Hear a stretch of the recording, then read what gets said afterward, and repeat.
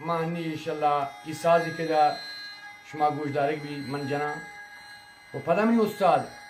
رسول بخش زنگ شایی و پدا من دومی استاد من پتین و این طرز این میزو یعنی بی